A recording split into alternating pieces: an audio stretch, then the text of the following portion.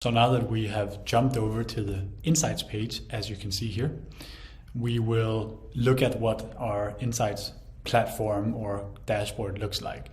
The first two things that you will notice is that there are 4 different tabs here, one of them being a beta version of a new dashboard. So the first 3 are the ones that are important. The first is our performance prediction. This is the traffic light overview of what is being predicted across different departments and locations, across different categories, etc. This is what typically management will look at, typically where you will get a very quick overview of what areas do we need to be aware of and what is going really well. The Insights and Actions page is where we will deep dive in understanding why, what insights are there around these different predictions, categorized across different themes, what are employees saying, what are suggestions that they have. This is the more deep dive into what this data means. And typically we see the Insights and Actions page being used a lot by department leads, department managers that are interested in understanding exactly what is going on in their department in this time. How can they make proactive decisions, listen to employees and include employees?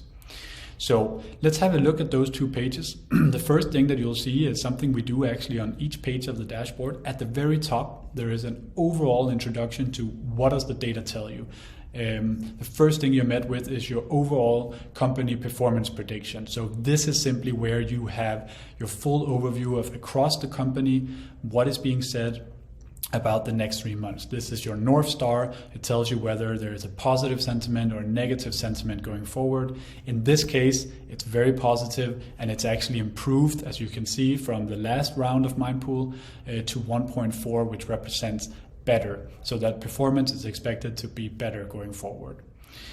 Over on the right-hand side, you can see the department scores also across the company in this case. So how are the different departments scoring? In this case, R&D is scoring the most positive, with IT scoring a little bit lower. But overarchingly, a very positive company in this case. And again, this is just demo data. We can also look at the change from last round to understand, are there any things that are outstanding? What we're also shown all the way to the right, again, at a high level overview, is the highest scoring success driver and the lowest scoring success driver to understand where are we really positive about the future and where are we very negative. Where is the driver coming from and what department is it coming from?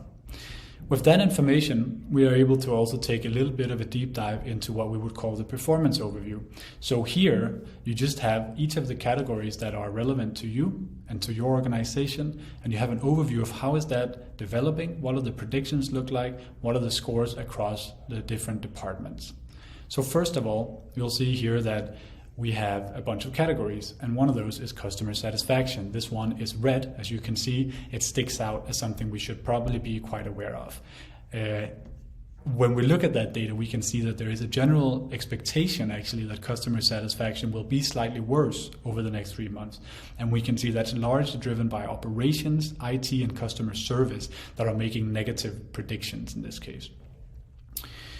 This overview is a very quick overview in terms of both departments and scores and also what is moving in the organization. If we move over to the Insights and Actions page, what you'll see again is a high-level overview at the very top here. Here you're able to understand how many insights are coming in from employees, how many of those have a positive sentiment, how many have a negative, how many have a neutral, and how is that developing over time. We're also able to see what areas that's being talked about the most. What are the areas that stick out to employees? Because this is dummy data, they are all equal, but typically we will see 1 or 2 areas very much stick out and something that you need to be aware of.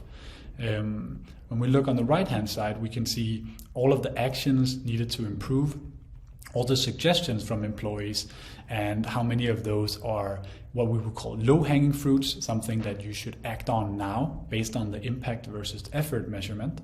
What actions should you consider and what should you plan for? You can also see the change in actions here, and you can see what categories they relate to. In this case, there are 15 suggestions for collaboration, how to improve collaboration, how to do it better. When we scroll down, we have an overview of insights and actions. This is typically where a department lead will spend most of their time. And the way that it works is the 3 categories that we typically present in this case are also presented here. So you have first what do employee predictions look like? Why do they predict this way? These are all of the insights that are relevant to your organization. And also, what can we do better? How can we enhance performance? These are your suggestions from employees. You, of course, have an ability to filter across anything that you would like with our filter table to the left. But more importantly, the table here is dynamic. So when you're looking at how are each of my departments predicting across these drivers, we can very quickly, almost like a heat map, identify exactly where the pain points in this company are. So looking at this data, the most red thing is the sales and marketing's prediction on collaboration. It looks like there are some issues here. It is the same on operations and customer satisfaction, and research and development on collaboration. Which means that overarchingly we can see collaboration and customer satisfaction, again, they score the lowest in these predictions. They are most likely the areas that have the biggest problems. Now we would like to deep dive in those. We would like to understand exactly why is this prediction being made by these employees. And the table here is dynamic. It means that I can click on this specific area, and what I am presented with is exactly the insights that relate to sales and marketing collaboration, and also the suggested actions for exactly that. We are also presenting the recommendations out here in terms of what can you do with this action. Is this a low-hanging fruit? Is it something you should act on? Is it not? And this is the way that we can very quickly present relevant insights. So think about it. If I'm a sales and marketing manager, I'm working in that department, I can instantly see that we are very positive about productivity. I can read why that is and what actions we could do here. But I can also look at, let's say, the most two negative fields. I will select both of these two. And in this case, I will be presented with insights and actions for specifically those areas. Of course, it might be interesting to look at something like location here as well. And the way that we do that is simply to select the demographic we would like to look at. In this case, we have tenure and gender. So we could look at tenure, for example, and the dashboard will update to show you how are people predicting across these different tenures. Let's pop back to departments for now and also just reset this table. Great.